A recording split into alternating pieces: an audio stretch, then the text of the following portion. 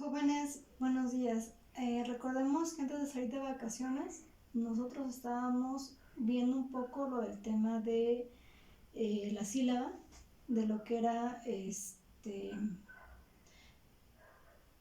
palabras agudas, graves, esdrújulas, sobreesdrújulas, como complemento nada más en este caso al tema principal, que será el tema de la poesía.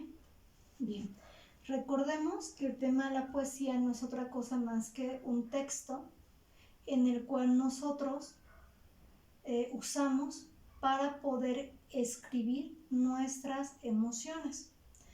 Dentro de la poesía tenemos elementos como son las figuras retóricas, tenemos el verso, tenemos la prosa, tenemos elementos como sean los emisores, los receptores, los mensajes, entre otras cosas.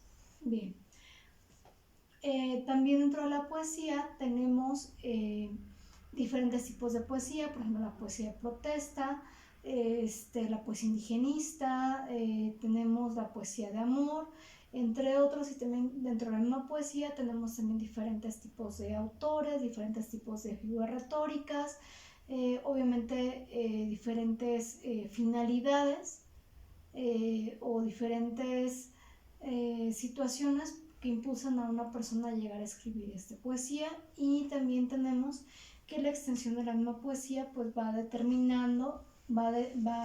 siendo determinada por quien la escribe. También recordemos que tenemos diferentes formas en las cuales nos podemos encontrar la poesía, que sería la figura, la poesía tradicional, que es la de verso, que nosotros podemos encontrar diferentes tipos de rimas. Nosotros podemos encontrar los caligramas, y también nosotros podemos encontrar la poesía escrita a través de algún tipo de dibujo, ya sea un gato, un perro o algo así. Bien, ya que recordamos a grandes rasgos esta parte que vimos en parte antes de salir de vacaciones y en parte en los apuntes que les mandé previo a, vamos a retomar ahora sí un poco. Tenemos en cuenta de que hay dos tipos de poesías en cuestión de sus estructuras, es decir, en la forma en cómo estas son escritas. Una que será la poesía en verso, que es aquella en donde nosotros nada más tomamos una parte de renglón, un fragmento de renglón. Dentro de la poesía en verso tenemos las rimas, que son aquellas partes en donde ya sea vocal con consonante, que en este caso le llamaría la rima consonante, coinciden.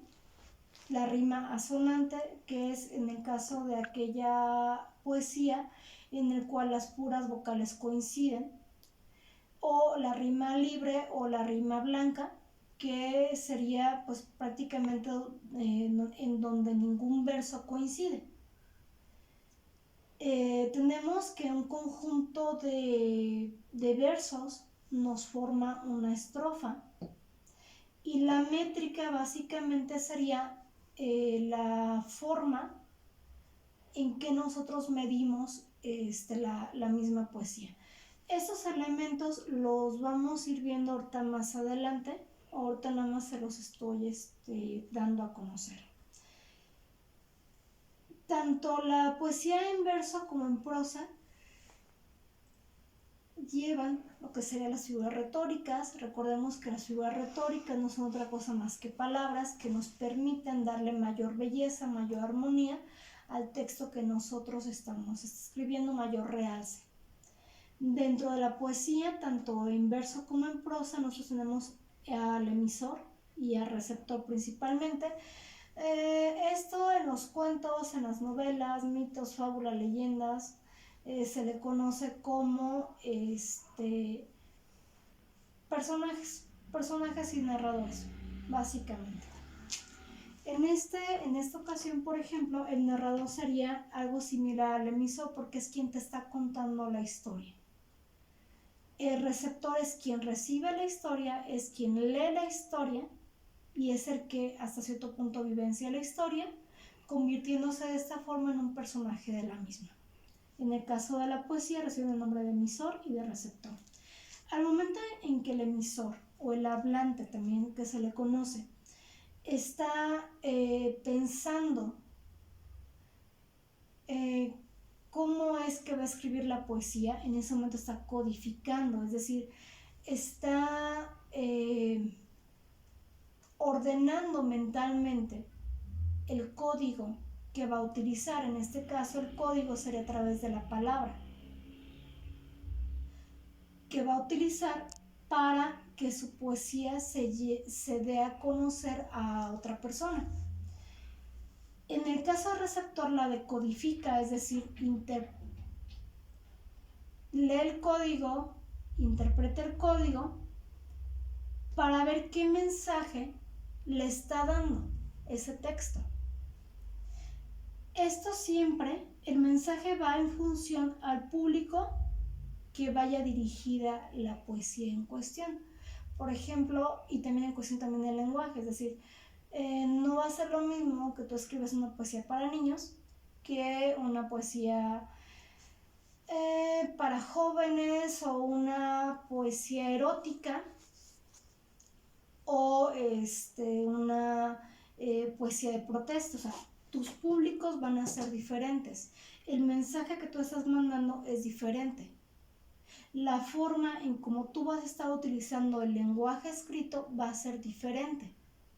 ¿Por qué? Porque tú persigues o tú quieres que tu texto tenga una función específica de acuerdo a lo que tú quieras lograr. Espero que hasta aquí me estén entendiendo. Obviamente todo este tipo de elementos se va dando de forma casi imperceptiva desde el momento en que uno está escribiendo la poesía. O sea, no es tanto, por ejemplo, cuando tú pones a escribir poesía, tú digas, ay, mira, yo soy el emisor y mi receptor va... No, o sea, simplemente, por ejemplo, tú te pones a escribir la poesía, no sé, por ejemplo, el chavo de las carnitas me gusta mucho, se me hace muy atractivo, o la chava de la tiendita se me hace muy atractiva.